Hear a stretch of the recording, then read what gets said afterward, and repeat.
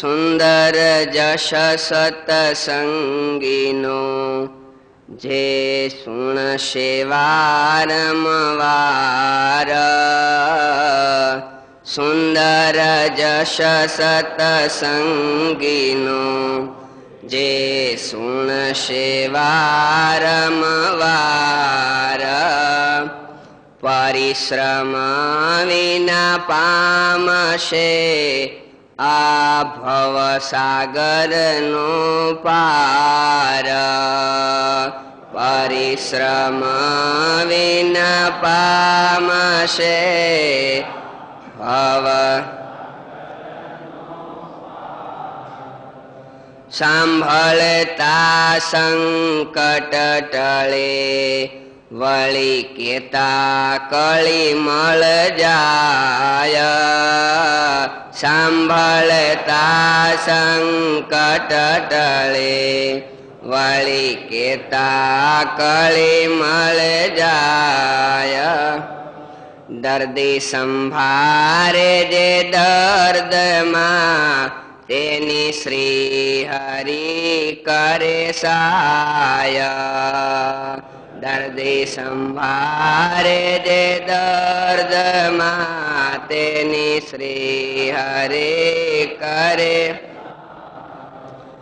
કેશે કથા કોળે કરી વળી સુણશે થઈ સાવધાન. કેશે કથા કોળે કરી વળી સુણશે થઈ તેના મનોરથ પૂરશે. પ્રગટ શ્રી ભગવાન તેના મનોરથ પૂરશે. પ્રગટ શ્રી ભગવાન. વિદ્વાનો, કવિઓ, લેખકો, અનુભવીઓ આ બધાએ પોતપોતાના મંતવ્ય પ્રમાણે પ્રેમના વર્ણનો કર્યા છે, પ્રેમના અર્થો કર્યા છે.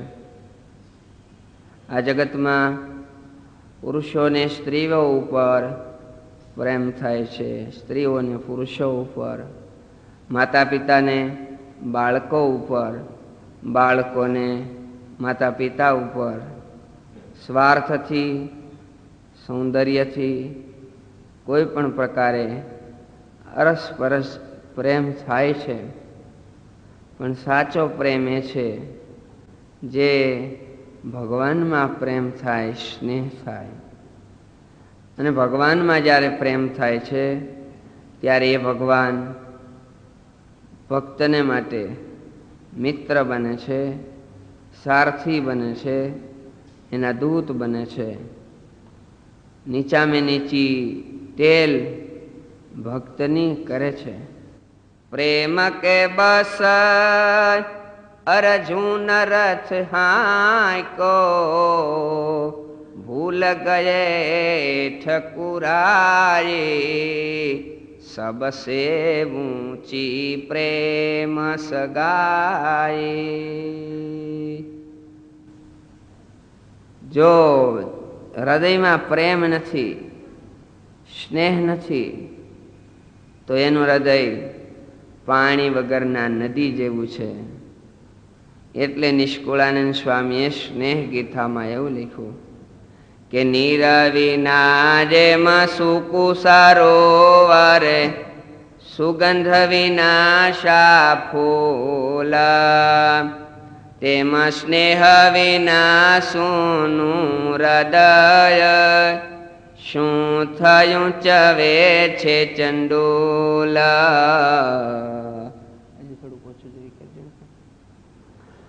સ્નેહ વિના લુખું લાગે કથતા તે કોરું જ્ઞાન.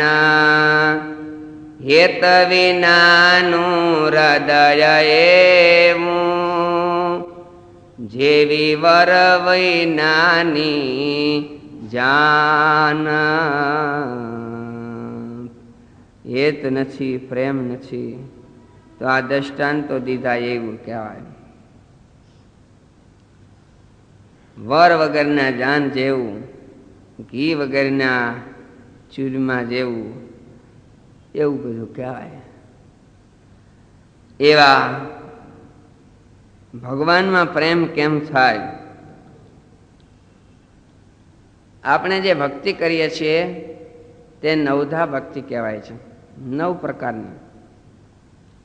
એ સાધન ભક્તિ છે. સાધ્ય ભક્તિ એ છે કે પ્રેમ લક્ષણા ભક્તિ કહેતા ભગવાનમાં ગોપીઓના જેવો સ્નેહ થાય. એ નવધા ભક્તિનું ફળ છે. કોઈ ફેક્ટરી નાખે, કોઈ દુકાન કરે, કોઈ હીરાનું કરે, ખેતી કરે, જેને જે કરવું હોય ભલે કરે, પણ રિયા પૈસા કેટલા એ મુખ્ય બાબત છે. એમ 9 પ્રકારની ભક્તિ કહેવાય છે. વચનામૃતમાં પણ મહારાજે લખ્યું કે જે ભક્તિ કરતા ભગવાનમાં મન રહે, મન નિર્વિષય બની જાય, એનું એ અંગ જાણવું અને એ ભક્તિનું ફળ કહેવાય છે. તો એવા ભગવાનમાં પ્રેમવાળા ભક્ત હતા ગઢાળીના આંબા શેઠ. પૂર્વના સંસ્કારી હતા. પૂર્વ જન્મમાં કોગડીક કર્યું હોય તો મહારાજે એવું વચનામૃતમાં લખ્યું કે ભક્તિ કરી છે તે નાશ નહીં પામે. રઝળતા રઝળતા કોઈ કાળે પણ જરૂર પ્રગટ થશે. એટલે નિષ્કુળાનંદ સ્વામીએ લખ્યું કે સરવે પર વિઘ્ન સભર ભર નિર્ભય ભક્તિ ખજાનો. નિષ્કુળાનંદ કહે ન ટળે ટાળતા, ટળે તોય કળશ સોનાનો રે સંતો, સિદ્ધને રહીએ રે કંગાલ. જ્યારે મળ્યો મહા મોટો માલ રે સંતો, સિદ્ધને રહીએ રે કંગાલ. ભક્તિ નાશ પામતી નથી. પૂર્વના સંસ્કારી બાળપણાથી સદાચાર, સત્સંગમાં પ્રીતિ, સાધુ સંતોના દર્શન કરવા એવી ઈચ્છા. એટલે મહારાજે વચનામૃતમાં લખ્યું, અમે નાના હતા ત્યારે અમારી પ્રકૃતિ આવી હતી, અમારી ટેવ આવી હતી. સાધુ સંતોનો સમાગમ કરવો, મંદિરે જવું, પ્રદક્ષિણા કરવી, સરયુમાં સ્નાન કરવા. તો નાનપણાથી એવા લક્ષણો હતા. મનમાં એમ થયું કે ભગવાન બેટાડે એવા કોઈ સંત મળે તો કામ થઈ જાય. એ ભગવાનના દર્શનની ઈચ્છામાં ને ઈચ્છામાં એના સંકલ્પોના વેગ વધી ગયા.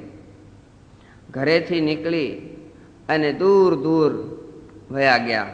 કોઈ નદીનો કાંઠો, કોઈ ઘાટા વૃક્ષો ઝાડવા જેવું એકાંત સ્થળ બેસી ગયા. મનમાં જાણ્યું કે મને ભગવાન દર્શન દે તો બહુ સરસ. કેટલી વખતથી આ બેઠા છે ભાન ભૂલાઈ ગઈ. આંખમાં વિરહના અને પ્રેમના આંસુ વહેતા થઈ ગયા. ત્યાં આકાશમાંથી દૈવી વાણી સંભળાણી, આકાશવાણી કે ભાઈ ભગવાનનો અવતાર તો થઈ ગયો છે, એને ઓળખો. આંખ ઉગાડી. કોણ બોલે છે? પણ કઈ દેખાણું તો નહીં. આમ તેમ જોવા માંડ્યા. ફરીને બીજી વાર આકાશવાણી થઈ, ભાઈ ભગવાનનો અવતાર થયો છે, એને ઓળખો, તમને પ્રગટ મળશે. સામે એમ પૂછ્યું, પણ ક્યાં મળે મને? અરે ગઢડા દુર્ગાપુરમાં, ત્યાં તમને ભગવાન સ્વામિનારાયણ મળશે. મનમાં થયો, હો ગઢડા તો મારા ગામની બાજુમાં જ છે, મારા બાજુમાં જ ભગવાન રહે છે. એકદમ આવી ગઢડા આવ્યા. મહારાજ લીંબ વૃક્ષની નીચે સભા કરીને બેઠા હશે. મહારાજે આવકાર આપ્યો, ચરણોમાં નમસ્કાર કર્યા. મહારાજે હાથ માથે મૂક્યો, આંખમાં આંસુ આવી ગયા. એ મહારાજ, મને તમારે શરણે લ્યો, હું આજથી તમારે શરણે છું. મહારાજે એને વર્તમાન ધરાવ્યા. ભગવાનમાં એવા પ્રેમવાળા હતા કે આંબા શેઠ કોઈ નવી વસ્તુ હોય ખાવાની, વાપરવાની, ઉપયોગની, તો પેલા ભગવાનને અર્થે ઉપયોગ થાય, સંતોને અર્થે વપરાય, એવી એની ઈચ્છા કાયમ રહ્યા કરે. અને ખરેખર ભગવાનના ભક્તોએ એવું રાખવું જોઈએ. કોઈ પણ વસ્તુ નવી હોય, કપડાં સિવાડી, ભલે આપણે મંદિરે ન દઈ શકીએ તો પણ ઘરમાં ભગવાનની મૂર્તિ હોય, સ્વરૂપ હોય, ચરણારવિંદે અડાડીને પછી પહેરીએ. ખાવા પીવાની વસ્તુ હોય તો ઠાકોરજીને ધરાવીને વાપરીએ. રામચંદ્રજી ભગવાન વનમાં પધાર્યા તો વાલ્મીકી મહર્ષિને મળ્યા તે વખતે ભગવાને એમ કીધું, અમારે 14 વર્ષ સુધી વનમાં રહેવું છે, તો કોઈ સારા સ્થળની જગ્યા બતાવો. એ વખતે વાલ્મીકીજીએ રામચંદ્રજી ભગવાનને જગ્યા બતાવી કે એ ભગવાન, હું તમને કહું ત્યાં રહ્યો. આપણને બધાને ઈચ્છા છે કે આપણા હૃદયમાં ભગવાન રહે. તો વાલ્મીકીજી એવી જગ્યા બતાવે છે કે તુમહી નિવેદિત ભોજન કરહે, પ્રભુ પ્રસાદ પટ ભૂષણ ધરહે, ચરણ રામ તીરથ ચલી જાહે, जिनके कपट दंभ नहीं माया, तिनके हृदय बसहु रघुराया. जिनके कपट दंभ नहीं माया, तिनके हृदय बसहु रघुराया. ए रघुनाथ, જે તુમ હી નિવેદિત ભોજન કરહી, તમને અર્પણ કરીને જમે છે, તમને અર્પણ કરીને પ્રસાદીના એવા કપડાં પહેરે છે, જેના પગ તીર્થમાં અને તમારા દર્શન પ્રત્યે ચાલે છે, જેને કપટ નથી, દંભ નથી, એના હૃદયમાં હે રઘુનાથ તમે વસો. તો ભગવાન એવી જગ્યા બતાવી છે. ભગવાનના ભક્તોએ ભગવાનને અર્પણ કરીને બધું ઉપયોગ કરે. આજના જમાનામાં પણ નવા મકાન થાય એટલે દરેક ગ્રહસ્થોને એમ થાય કે સંતો પધારે, પગલા થાય ત્યાં. ભગવાનના ભક્તોના મનમાં એમ હોય કે આપણે ઘરે ઠાકોરજી પધારે, સંતો પધારે. તો ગીતાજીમાં પણ ભગવાને સાત્વિક, રાજસી, તામસી અને નિર્ગુણ 4 પ્રકારે ભેદ બતાવ્યા છે. વનમ તો સાત્વિકો વાસો, ગ્રામો રાજસ ઉચ્યતે, તામસમ દ્યુત સદનમ, મન્નિકેતનમ તો નિર્ગુણમ. વનમાં રહેવો એ સાત્વિક વાસ છે. ફળ ફૂલ ખાવા, ઝાડવાની નીચે રહેવું, નદીઓના પાણી પીવા, સાત્વિક વાસ. ગામમાં અથવા તો શહેરમાં રહેવું એ રાજસી વાતાવરણ કહેવાય છે, રાજસી વાસ. જ્યાં જુગાર રમાતા હોય, જ્યાં દારૂ માંસ થતા હોય, અધર્મ ને અનીતિ થતા હોય, એવા એરિયામાં રહેવો એ તામસી વાસ કહેવાય છે. પણ મારે નજક રહેવું એને નિર્ગુણ વાસ કહેવાય છે. તો કદાચ શહેરમાં રહેતા હોઈએ કે ગામડામાં રહેતા હોઈએ, આપણા ઘરમાં ભગવાનની પ્રતિમા હોય, સવાર સાંજ દીવાબત્તી થતા હોય, થાળ ધરાવાતા હોય, આરતી થતી હોય, ગ્રહસ્થનું ઘર સાત્વિક વાતાવરણ વાળું હોવું જોઈએ. ભગવાનના ભક્તોના ઘર એ અતિ રાજસી ન હોય, સાત્વિક વાતાવરણ વાળા હોય. અને ભગવાનનો વાસ છે, ભગવાનના સંબંધ વાળું વાતાવરણ હોવાથી ગ્રહસ્થાશ્રમમાં હોવા છતાંય એ ભગવાનના ભક્તોની ક્રિયા નિર્ગુણ થાય છે. એટલે તો શિક્ષાપત્રીમાં મહારાજે લખ્યું, મારા સંબંધને પામે છે તે નિર્ગુણ કહેવાય છે.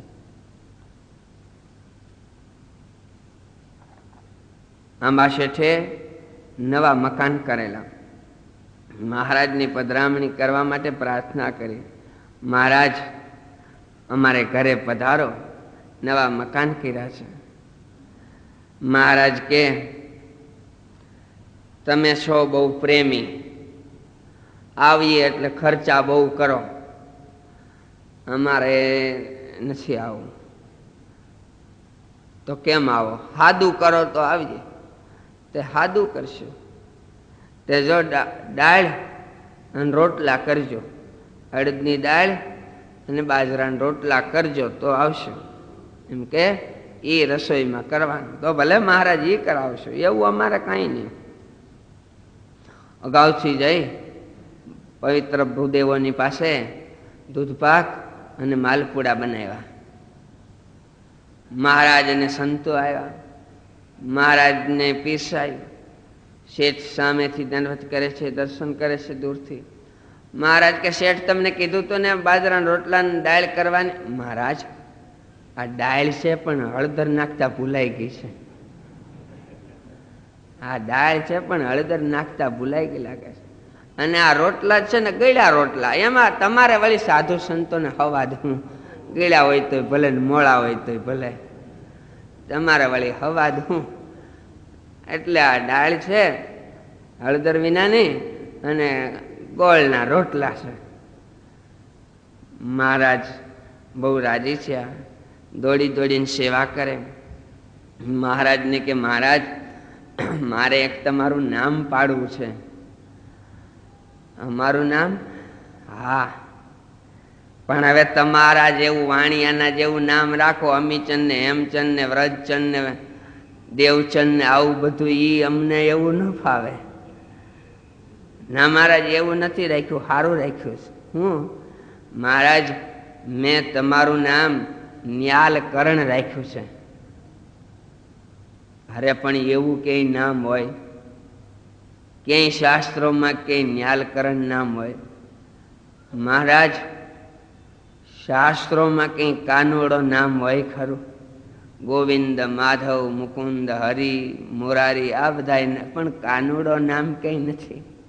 એટલે ઓલા એક ભજનમાં બોલે છે ને કે કાનજી તેરે તારી માં કહેશે પણ અમે કાનુડો કહેશું રે.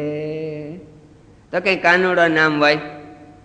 મહારાજ મેં તો તમારું નામ ન્યાલકરણ રાખ્યું છે, તમે અમને ન્યાલ કરી દીધા. અને ખરેખર જ્યારે સત્સંગની પ્રાપ્તિ થાય છે, ભગવાન ઓળખાય છે, એવા સાચા સદગુરુની પ્રાપ્તિ થાય છે, ત્યારે આજીવ ન્યાલ થઈ જાય છે. એટલે તો તુલસીદાસજી મહારાજે એવું લખ્યું કે કોઈ ભય ન્યાલ ધન માન બલ પાય કે, કોઈ ભય ન્યાલ ધન માન બલ પાય કે, ભયે તુલસી ન્યાલ नेह राम से लगाय के, तुलसी मगन भयो राम गुण गाय के, राम गुण गाय के गोपाल गुण गाय के, तुलसी मगन भयो राम गुण गाय के. कोई भय न्याल ધન માન બળ પાય કે. આ જગતમાં કોઈને બહુ પૈસા મળી જાય, હાવ ગરીબ હોય, ખાવાય ન હોય, એમાંથી વર્ષ બે વર્ષમાં લાખોપતિ ને કરોડોપતિ કદાચ થઈ જાય, તો એમ કે ભગવાને અમને બહુ ન્યાલ હમણાં કીધા, બહુ સારું છે, ન્યાલ કરી દીધા. દીકરો ન હોય, 15-20 વર્ષ સુધી કેટલું કરે, પાણા એટલા પીર માને પૂજે, અને ન થતો હોય કદાચ થાય, તો એ કોઈ એમ કે ભગવાને બહુ દયા કરી, ન્યાલ કર્યા, તે મોટી ઉંમરે સમજ્યા છે, ન્યાલ થઈ ગયા, સારું કર્યું, બહુ ઈચ્છા હતી. કોઈ ભયે ન્યાલ ધન માલ બલ પાય કે, પણ તુલસી દાસ એમ કે છે, મને રામમાં સ્નેહ થયો, મને રામ મળ્યા એટલે હું નિહાલ થયો છું. અને આપણને આવા સત્સંગની પ્રાપ્તિ થઈ છે. ભગવાન ઓળખાણા, સંતોમાં સ્નેહ થયો. એટલે વચનામૃતમાં મહારાજે લખ્યું કે આ પોતાને પૂર્ણ કામ માનું. પૂર્ણ કામ કે મારા મોટા ભાગ છે કે આવા ભગવાન અને સત્સંગ મને ઓળખાણો છે.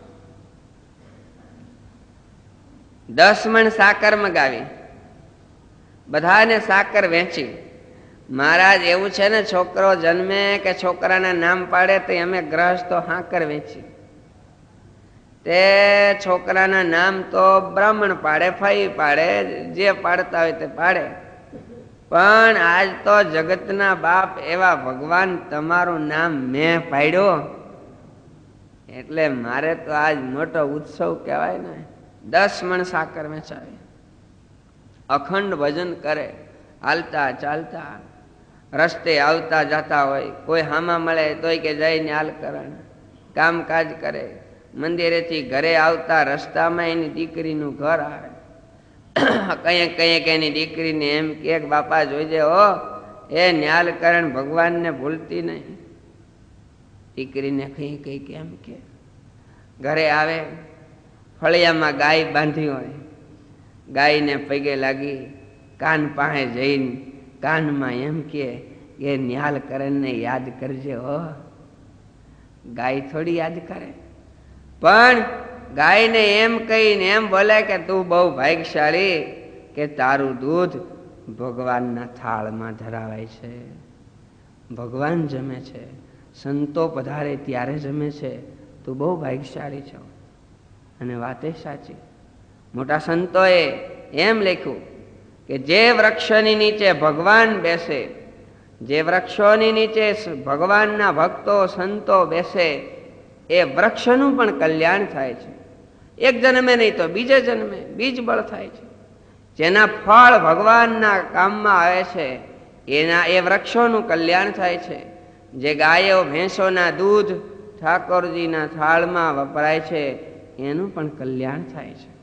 તુલસીદાસજી મહારાજે એવું માંગ્યું, હે ભગવાન, હું તમારો દાસ થાવ એવી લાયકાત મારામાં નથી, પણ છતાંય મારી માથે દયા કરો તો બીજો જન્મ મને આપો ત્યારે તમારો દાસ બનાવજો.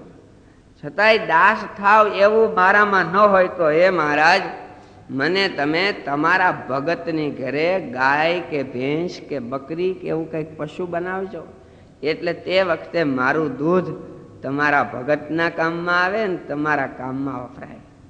હે ભગવાન, તમારા ભગતને ઘરે ગાય બનું એવા મારા પુણ્ય ન હોય તો તમારા ભગતને ઘરે મને કૂતરો બનાવજો, એની શેરીનો. હું નીકળીશ તો મને કટકો રોટલો નાખશે, એ રોટલો રામ રામ રામ કરતા ઘડાણો હશે, એ રોટલો તમને ધરાવવાનો હશે, અને એ કટકો રોટલો મને ખાવા મળશે ભગતના હાથનો. હે ભગવાન, તમારા ભગતના ડેલીના કૂતરા થાવ એવું મારું પુણ્ય ન હોય તો એ ભગતને ઘરે મને કીડી મકોડી બનાવજો, જેથી રજમાં હું કાયમ ફેરા કરું. મહારાજ, મહિમા તો આવો છે. હા, ઉદ્ધવજીએ એટલે એમ માંગ્યું ને કે આ ગોપીઓના ચરણની રજ જ્યાં પડતી હોય એવા વૃક્ષ વેલીમાં મને અવતાર દેજો.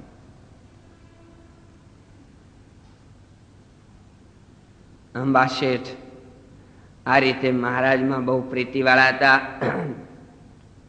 જ્યારે જ્યારે મહારાજ પાસે જાય ગરડા, ત્યારે ત્યારે કાંઈક ને કાંઈક ભેટ, ખાવાની વસ્તુ વગેરે લઈ જાય.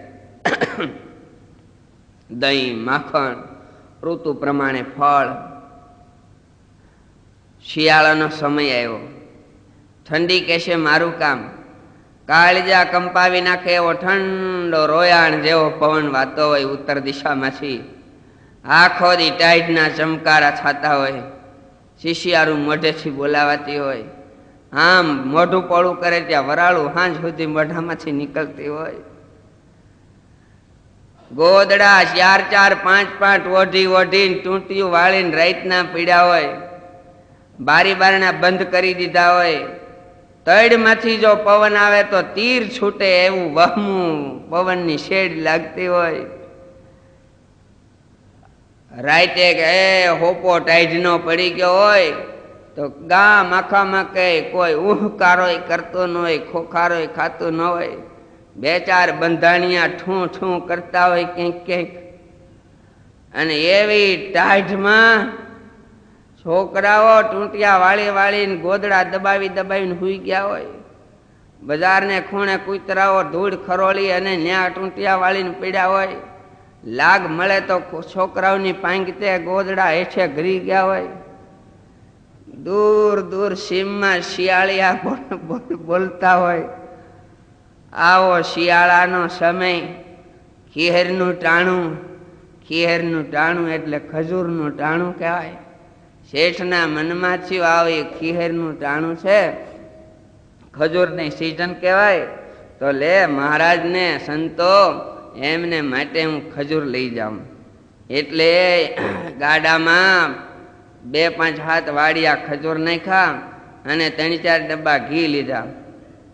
આવ્યા ગઢડા, મહારાજ અમે રહ્યા વાણિયા વેપારી, અમારે જ્યાં માલ વેચાય નફો થાય ત્યાં જાય, તે હું લાવ્યા?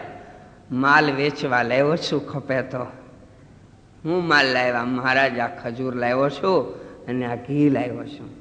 અમારે માલ ખપી જાય અને જાજો નફો થાય એવી તાણ હોય ને મહારાજ, એટલે આ બધા સંતોને ખજૂર ને ઘી અમારે ખવડાવે છે, એ અમારી સાચી કમાણી છે. આજે ગામડાઓમાં શહેરોમાં ઘણા એવા ભક્તો હોય કે ભગવાનના ભક્તો સાધુ સંતો માટે પોતે રાતદી રળીને કરેલી કમાણી વપરાય એવી ઈચ્છા હોય. તમે જાણો છો અહીંયા ગુરુકુળમાં વિદ્યાર્થીઓ એટલા છે, બાજુમાં પારડી, ડોલરવા, ગુંદાસરા 2-4 ગામડાઓમાં શેરડીની સિઝનમાં છોકરાઓને બોલાવી આખું વરહ પાણી પાયું હોય, મશીન અથવા તો કોષ ચલાવી નહીં જમાના પ્રમાણે, અને શિયાળો આવે અને આખો વાળ કાપીને છોકરાવીને ખવડાવી દે, એ થોડો કઠણ પડે. કારણ કે કોહ કાઢી કાઢીને ક્યારો પાયો હોય, હીરાનું પડીકું લઈને બજારે ગયા ને એમાં લાખ 1000 રૂપિયા મળી ગયા એવું હેલું નથી. આખો વરહ પાણી પાયું હોય અને તઈ વાડ થયો હોય ને એ વાડ આમ વાઢીને ખવડાવી દેવો એ હેલી વાત નથી. પણ ભગવાનના ભક્તોને મહિમા હોય કે અમારું ભગવાન ને ભગવાનના ભક્તોને અર્થે ઉપયોગમાં આવે. એકવાર મનમાં એમ થયું મેં મહારાજની બધી તો સેવા કરી, પણ મહારાજને ક્યારેય ઢોલિયો, ગાદલું, ઓશિકવું, ગાલ મસૂરિયું એવું દેવાનું નથી. એટલે આ ઢોલિયો ને ગાદલું ને ઓશિકવું લઈને આવ્યા ગઢડા. મહારાજ સભામાં બેઠા છે. મહારાજ પાસે દૂર મૂકીને મહારાજને કે મહારાજ ગામમાં આગ લાગી. હે આગ લાગી? બધાએ કીધું હે હા મહારાજ આગ લાગી, તે બધું હળગી ગયું. અરે બહુ ઉપાધિ કરી, બધું કોઈનું કઈ બચ્યું ને મહારાજ આગ લાગી બધું હળગી ગયું. હું વાત કરો શેઠ? હા મહારાજ. સંતો મીંડા પૂછવા હું આગ લાગી કઈ રીતે, કેટલું હળગ્યું, કોનું બચ્યું કાંઈ? શેઠ કે મહારાજ આટલું માંડ બચ્યું છે એટલે આટલું લઈ આવ્યો છું. મહારાજ તમારા કામમાં જે ન આવે એ બધું હળગી ગયું જ કહેવાય ને. આમ તો કઈ હળગ્યું નથી ગામમાં, પણ તમારા કામમાં ન આવે એ હળગી ગયું જ કહેવાય ને. આટલું તમારા કામમાં આવ્યું એટલે એટલું બેચું કહેવાય. પુરાણી સ્વામી એક દ્રષ્ટાંત હતા. મુસલમાન, જૂનો જમાનો, સુખી છે એટલે 7 માળનો બંગલો. તે એ જમાનામાં મોભારેથી આગ લાગી, લાકડાનું બાંધકામ. હવે એ તો હળ હળ કરતા ઉપલો માળ ને હેઠલો માળ મીંડું હળગવા શું કરે? ફાયર બ્રિગેડના બંબા તો હતા નહીં. મુસલમાનને ખબર પડી એકદમ દોડતો આવી એટલા માળમાં ઘરમાં જઈ તપાસ કરી, બીજું કંઈ તો જલ્દી જડ્યું નહીં, બચી જવા માટે ભાગ્યા. એમાં એક દોણીમાં તલ પીડ્યા હતા. તે તલની દોણી લઈને બહાર નીકળી ફળિયામાં ઊભા ઊભા મીંડ્યા ફાંકવા, ખાવા મીંડ્યા. હળ હળ મીંડ્યા હળગવા. બીજાએ કીધું, અરે મુલાજી તમારી હવેલી હળગે. અરે ભાઈ આ હોતે હળગી જાજ, આ તો આટલું બચાવ્યું ને ખાધું એટલે હવે મારા બાપનું, બાકી તો બધું આગળ હળગી જા, શું કરવું આમાં? એટલે આ હળગી જાય છે. એમાંથી જેટલું આપણે ખાધું, કહેતા જેટલું આપણે હાથે પરોપકારને અર્થે વાપરું એટલું આપણું.